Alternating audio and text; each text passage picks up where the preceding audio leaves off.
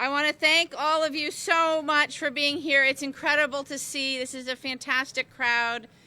There are so many people here who have been a part of this amazing project, and so I'm just going to start with a huge blanket thank you to all of you for being here and for being part of the Bus Rapid Transit. My name is Satya Rhodes-Conway. I have the honor of being the mayor of Madison, and I am so incredibly excited to be here today.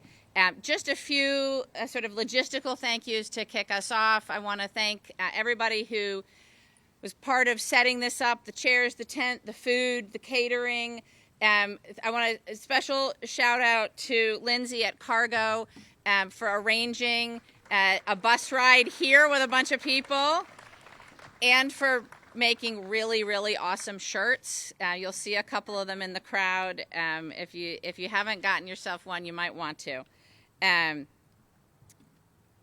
has been a long road to get here. And I am so excited to be standing in front of you today to officially, formally cut the ribbon on Madison's first bus rapid transit line.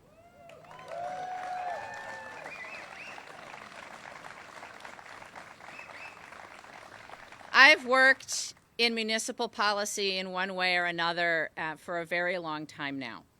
And I really believe that it is the job of cities to provide the infrastructure that underpins local economies and makes our places, our communities, wonderful places to live and to work.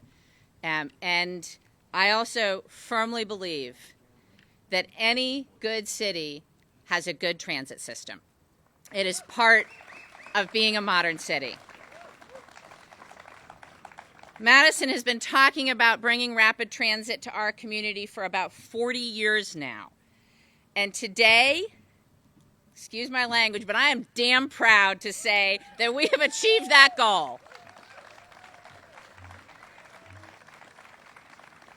Madison is a rapidly growing city, and we have to embrace and guide that growth to preserve our high quality of life and make sure that Madison remains a place where everyone is welcome and is able to live, able to afford housing, able to get around our community, able to access education.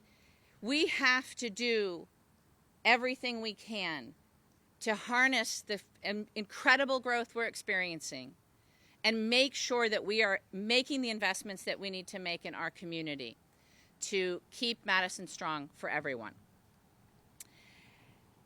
As you know, Madison is on an isthmus, and as we add more people, even if we wanted to expand the streets, we could not. It's just physically not possible. That's why transit is so important to us.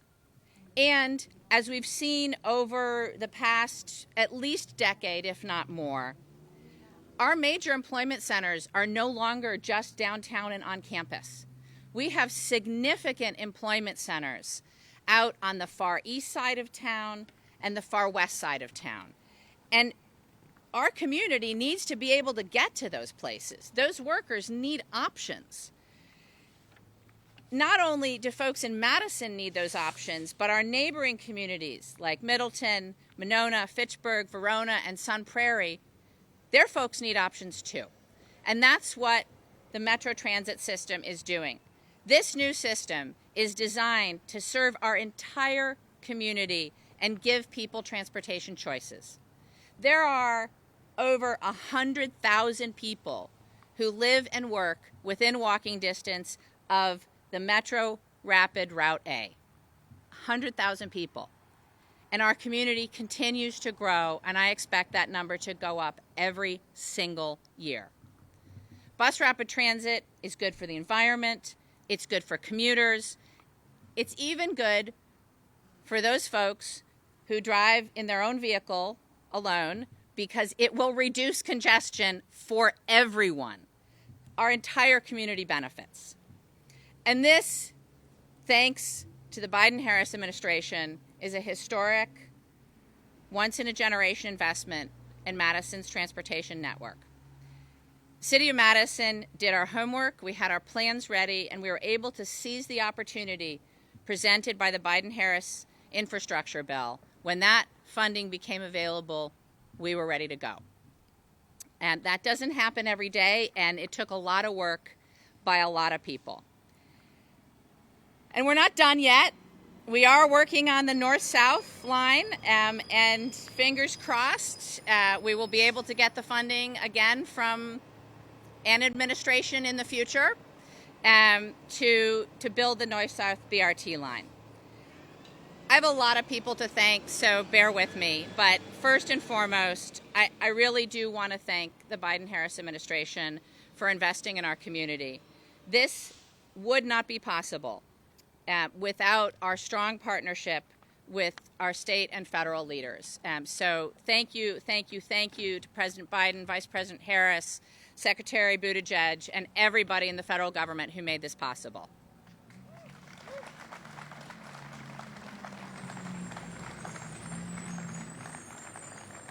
There's a lot of things to like about this system. Those of you who rode the bus here have experienced many of them. I'm a huge fan of the bendy bus, I gotta say. And I'm an even bigger fan of the fact that all the BRT vehicles are fully electric. And that means that a third of Metro's fleet overnight is electric. It's a huge win for our community.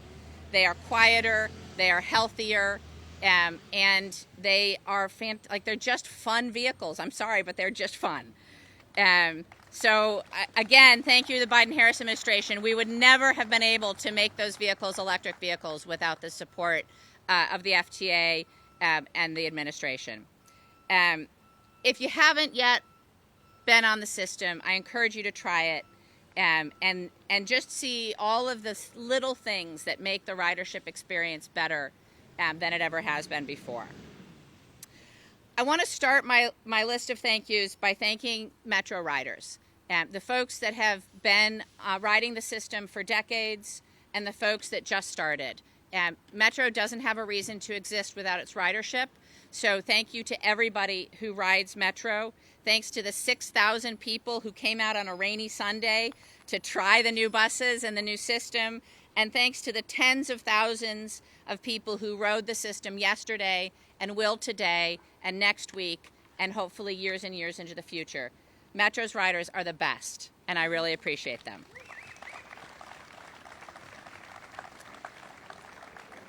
I want to thank all of the staff at Metro Transit, the mechanics, the drivers, every single person who works for Metro Transit has been a part of making this possible. I cannot name all of them, but I do want to name a few. Our general manager, Justin Stuenberg. Justin, wave, please. He deserves a round of applause. I want to thank Mick Roosh and Mike Chekvala, and I want to thank especially our transportation director, Tom Lynch, for all of the incredible work that he's done. There were a ton of City of Madison staff that made this possible. The entire transportation department, folks in engineering and traffic engineering, in parking and economic development, in planning and IT and streets and building inspection. It took a lot of people to make this happen, and I want to thank each and every one of them. Not least is the nearly 50 individuals from 16 different departments and divisions that are serving as BRT launch ambassadors out at the stations for the first 2 days of service. They were out there giving people the tap cards and helping people navigate the system.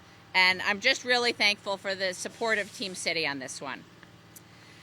I also want to thank the Madison Common Council. There are a number of alders present. I've seen Alder Rummel, Alder Figueroa Cole, Alder Conklin, Alder Vitiver. There may be others here. And there are past alders here as well. It's taken multiple councils to get this done. Thank you all for your support. I really appreciate it. I also want to thank the Transportation Commission. If you're an alder or on the Transportation Commission, would you just raise your hand, please? Thank you all so much.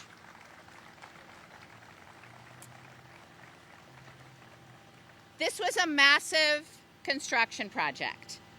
And it took a lot of people to get it done. I want to start by thanking the Wisconsin DOT. Former Secretary Craig Thompson is here. Craig, thank you for all of your support over the years. Because of the electric buses, we want to thank MG&E, Alliant, and the Sun Prairie Utilities. There is a bunch of folks that worked on the consultant teams and the contractor teams: AECOM, HNTB, Arcadis, CTE, Enberg Anderson, Zenith Tech, Parisi, Riley, New Flyer, those are the buses. And of course, our friends in the House of Labor, the Teamsters, the laborers, the carpenters, the iron workers, and Operators 139. Thank you all so much. It is a big project, and you got it done. I want to thank the partners and supporters of the Metro system, UW-Madison, Chancellor Mnuchin, and Craig Thompson, who's now at UW. I want to thank the Madison School District. I know there's a couple of school board members here. Thank you so much for your support. And then city folks, we have a lot of partners in the Metro system. This particular, the Route A, touches Middleton and Sun Prairie, but we now are serving all of the cities that surround the city of Madison, and the mayors of Sun Prairie and Fitchburg are here. And I really want to thank all of our municipal partners for their work and their partnership in making this a strong system.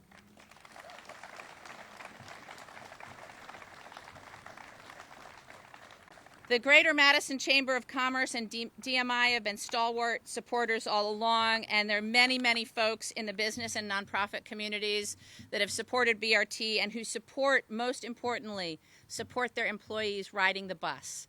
Thank you for that.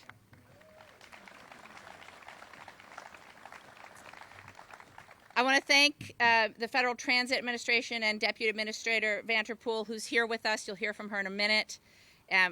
I want to say again a special thank you to Secretary, or as I call him, Mayor Pete Buttigieg, for his leadership. He wanted to be here today. He got pulled into debate prep. I thought that was a little bit more important, so I'll forgive him. But he and his staff have been very supportive all along in so many different ways, making the buses happen, making the system happen, making the bus barns happen. And I just cannot thank Pete enough for his leadership.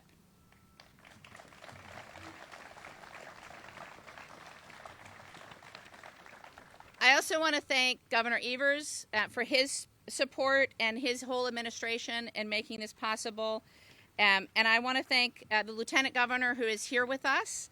If you don't know Lieutenant Governor Sara Rodriquez, she's a nurse. She built a career in public health.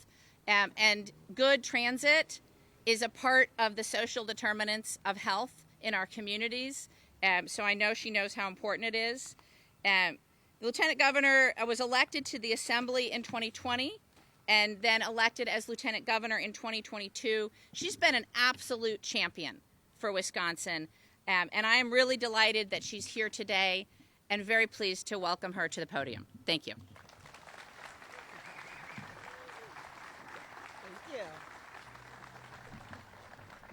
It is windy, but it's going to be fall, and that's my favorite season. Super excited.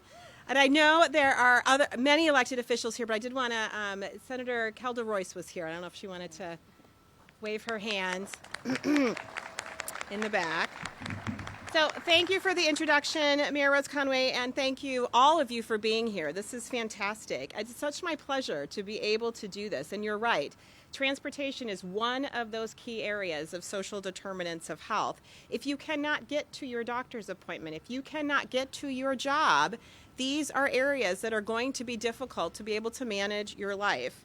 So I first just want to start by extending my congratulations to the mayor, the incredible teams of Metro Transit and the Department of Transportation, and the countless others who brought this incredible project to life. You all work tirelessly to advocate for the improvement of our transportation infrastructure, and this project shows how much of an impact that work has on the people who rely on this critical infrastructure every day.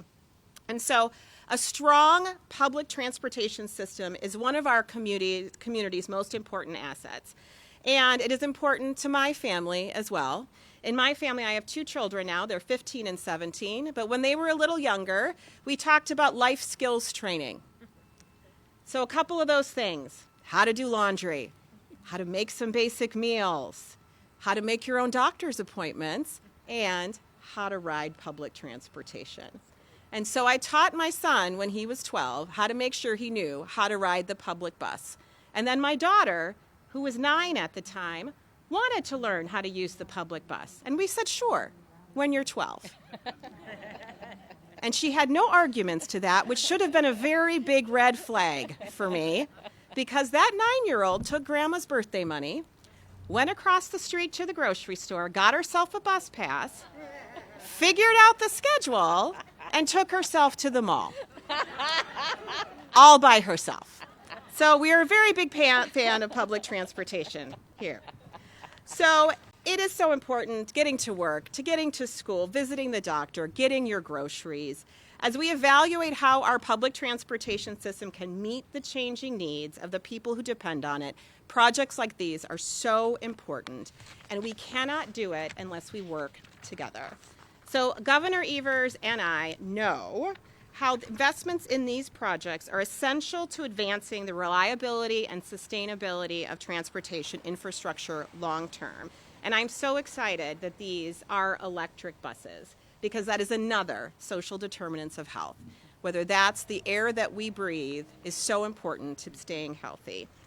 So we can look to solutions like what Madison has done to have innovative pathways forward.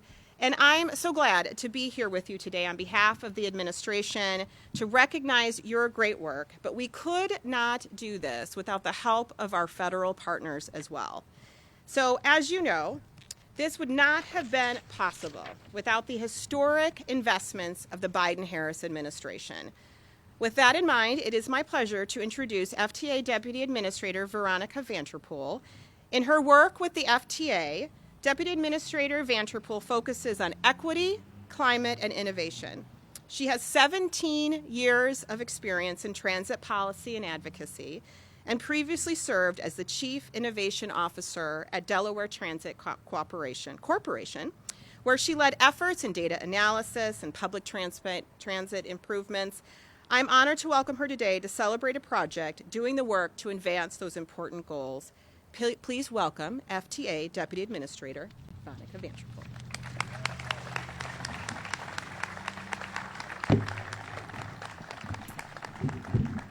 Good morning, everyone. Thank you so much, Lieutenant Governor Rodriquez and Mayor Rhodes-Conway. And thank you all. As I look into this group, I am so humbled and honored to be amongst champions of public transportation. So I'm born and raised in New York City, and the mayor and I were chatting a little bit about our New York roots. And it fills me with such delight when I come to a community in my role as the Deputy Administrator of Federal Transit Administration to bring good news. Whenever we're on site, it's usually good news. We are bringing money, or we are doing a ribbon cutting, as we are with you all today.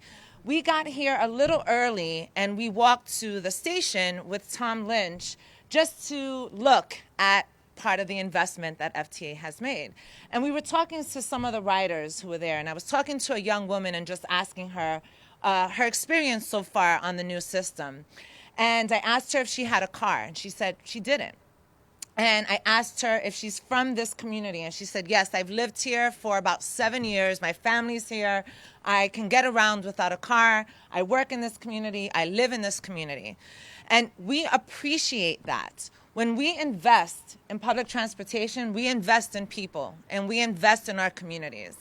So I really appreciated hearing the long list from Mayor Rhodes-Conway of thank yous, because this work and these moments don't happen without the support and championship of so many of you. I come from the transit advocacy community, so it has been my life's work to work with all different members of the community, of stakeholders, and members of different levels of government, including federal government, over my career, to be at these moments right now. So I do want to acknowledge our regional administrator, Kelly Brookins. Kelly, please raise your hands.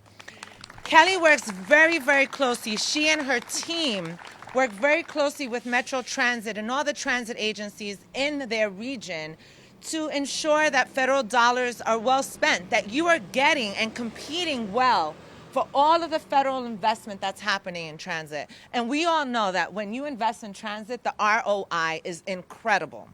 And I certainly appreciate the Lieutenant Governor's remarks on public health, because there's so many benefits to public transportation, but health benefits are incredibly important. And we talk about the physical health benefits, but we also know there's benefits in connecting people to each other, and that can never be understated. I want to congratulate GM Justin. Justin, where are you? Justin. You and your team at Metro for really just pulling this off. This is not easy. It takes a good deal of time. It takes a good deal of education and patience. In fact, when we were at the bus stop, we heard some positive feedback, and some people yelled some negative feedback. But you know, that's part of it. And we understand that it takes time to make adjustments, and it takes time for people to modify their behavior. But at the end of the day, when we invest in good projects, everyone begins to see the benefits. So we know that this investment is an investment in quicker commutes. We know it's an investment in cleaner air.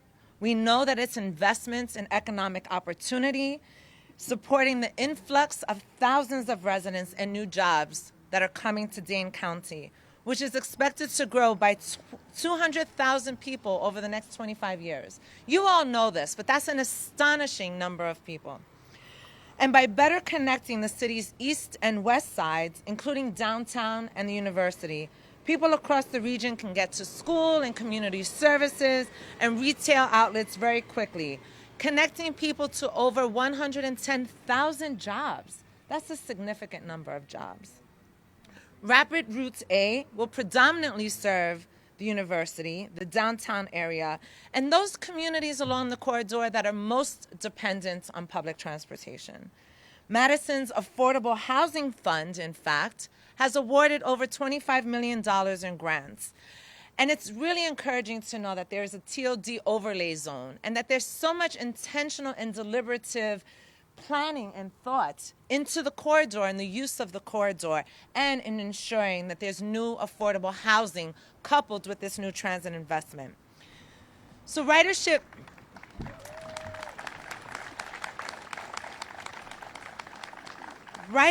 estimates project that Rapid Route A will serve between 13,000 and 14,000 daily riders. And it's designed to accommodate the projected increases in the population over time. And you all know, because I've just noted it, but you all live it, Dane County is the fastest growing population, is hosting the fastest growing population in all of Wisconsin. And most of those jobs are in the healthcare and the tech industry. So many of those individuals want other ways of getting around, and you all have invested in another way. This new system will have 31 heated stations, and in fact, when I was in the station talking to the young lady, Justin came over and said, "Hey, you can press this red button. There's a heater above the the seat." And she was like, "Oh, this is great to know." I told Justin there has to be some signs, because there's a red button. Most people do not press red buttons. Usually good things don't come out of that, but Justin said they're working on it. But we know that the bus is going to connect people to so many of the beautiful natural resources you all have here in Madison and Wisconsin. This is my first time to the state. And I'm glad to have a little time to be able to enjoy some of the natural beauty here. And you all know that the bus system is going to take you to see the Badgers beat the Boilermakers next week. But I will tell you, do not jump around on the bus. Do not jump around on the bus. So I'm dating myself a little bit, but that song came out when I was in high school. I definitely jumped around a lot. And it brings me a lot of affection to see that is such a big deal in college football here. So, it's a lot of fun.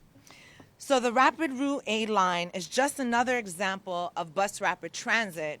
And bus rapid transit is the fastest growing mode of public transportation in this country. So in Federal Transit Administration's construction pipeline, We have about 66 projects that we're investing all over the country with significant amount of money. More than 60% of those projects are bus rapid transit projects. So you all are ahead of the curve. And in fact, the very first bus rapid transit line opened more than 50 years ago in Pittsburgh. And in the past 20 years, FTA has supported 75 BRT projects. And over half of those were funded in the last 5 years. So 39 BRT projects in the last 5 years alone. And we're always looking to wonderful examples such as you all have here in Madison to spread and share around the country. So I just want to wrap up by saying that these 60-foot electric buses are going to provide faster service. They're going to contribute to cleaner air. You know, the transportation sector contributes about 27% of greenhouse gas emissions. But transit is a very small sliver of that percentage, and we're very, very proud of that. And these clean electric buses are going to make a difference in our community. So I just want to thank you all for being here, for your support, for being champions of this work and supporters of this. And I want to thank the advocates. I want to thank the workers. I love what the mayor said, that we cannot have public transit without our workers, and certainly without our riders. So I want to thank everyone who comes to work every day to serve the community and serve the public. But thank you again for your support, and with that, I'm going to turn it back to the mayor.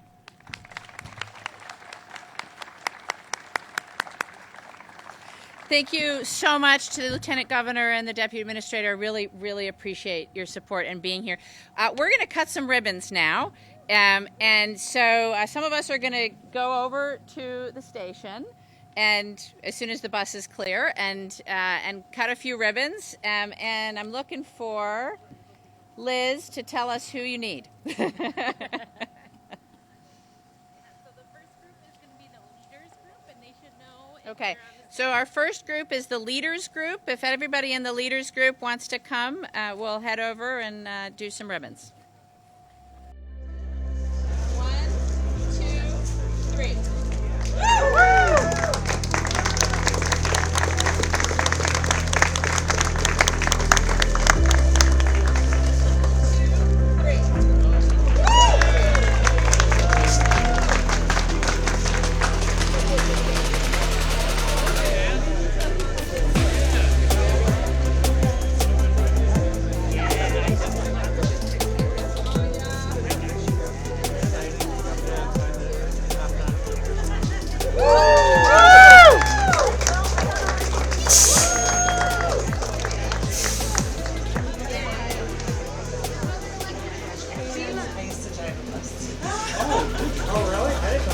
I had a CDL license up until very recently.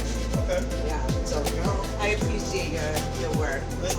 Thank you, Nick.